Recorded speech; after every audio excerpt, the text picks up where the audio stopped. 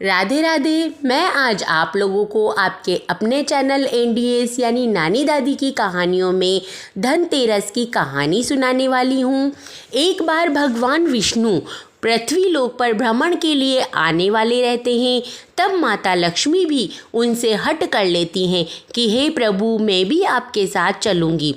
तब भगवान विष्णु कहते हैं कि लक्ष्मी जी, मैं आपको तभी पृथ्वीलोक पर ले चलूँगा जब आप मेरी बात सुनोगे। ऐसा कहकर दोनों पृथ्वीलोक पर आते हैं।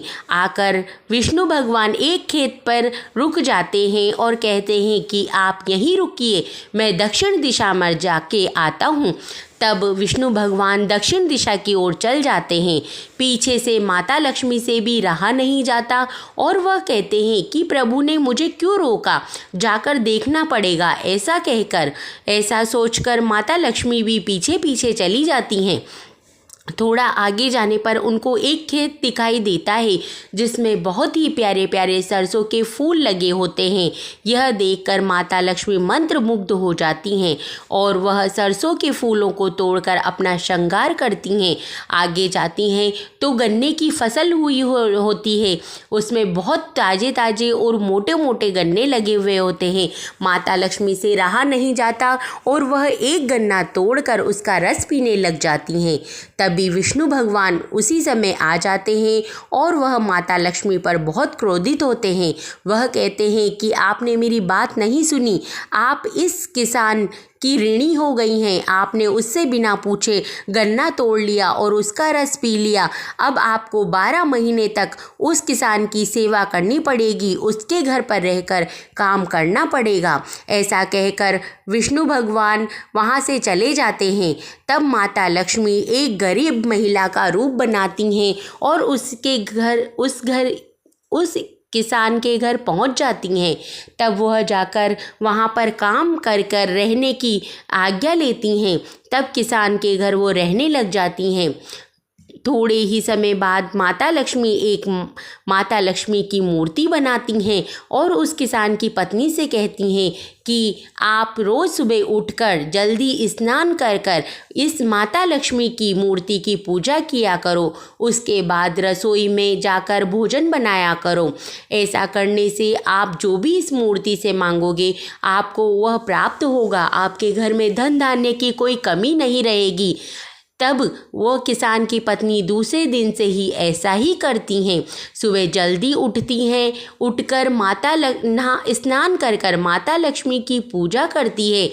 उसके बाद रसोई में जाकर भोजन बनाती हैं तो दूसरे दिन से ही उनके दिन अच्छे होने लग जाते हैं। उनके घर में धन धान्य की कोई कमी नहीं रहती। वह एक साल भर बहुत अच्छे से बीतता है। एक साल भर बाद विष्णु भगवान माता लक्ष्मी को लेने आते हैं। तब किसान और उनकी पत्नी आड़ में आ जाती है और कहती हैं कि हम इनको नहीं जाने देंगे। तब विष्णु भगवान कहते हैं कि ये तो देवी लक्ष्मी हैं, इनको आज दिन तक बड़े बड़े ज्ञानी ध्यानी और महापुरुष नहीं रोक पाए। ये तो चंचल हैं, ये एक जगह स्थिर नहीं रहती हैं। तब माता लक्ष्मी अपने असली रूप में आती हैं और कहती हैं कि अगर तुम मुझे यहाँ से नहीं जाने देना चाहते तो कल धनतेरस का त्योहार है। दिवाली के पहले जो धनतेरस पड़ती है उस दिन तुम लोग सायंकाल को मेरी पूजा करना और तांबे के एक कलश में रुपए भर के रखना। मैं दिखाई नहीं दूंगी पर मैं उसी में वास करूंगी। शाम के समय घी का दीपक जलाना। इस तरीके से मैं तुम्हारे घर में निवास करूंगी। ऐसे कहकर माता लक्ष्मी और विष्णु भगवान अंतर्ध्यान हो जाते हैं। दूसरे दिन धनतेरस का त्योहार रहता है। किसान और उसकी पत्नी माता लक्ष्मी की सायंकाल पूजा करते हैं, घर को लीप पोत के बढ़िया करते हैं। सायंकाल को घी का दीपक जलाते हैं, तांबे के कलश में रुपए भर कर रखते हैं। इस तरीके से उस किसान के घर धन धान्य रुपए पैसे की कोई कमी नहीं रहती। वह सब सुख सुविधाओं से पूर्ण हो जाता है। और इस तरीके से जब से ही धनतेरस का त्योहार मनाया जाने लगता है, दीपावली के पहले जो धनतेरस आती है उस दिन सभी लोगों को अपना घर लीप पोत कर बढ़िया स्वच्छ करना चाहिए। शाम के समय माता लक्ष्मी की पूजा करनी चाहिए। उनके मूर्ति के सामने तांबे के कलश में रुपए भर कर रखना चाहिए। शाम को घी का दीपक जलाना चाहिए। इस तरीके से माता लक्ष्मी सबके घर में ही निवास करेंगी। अगर धनतेरस की ये कहानी आप लोगों को पसंद आई हो तो इस कहानी को लाइक, चैनल को सब्सक्राइब जरूर करें। धन्यवाद।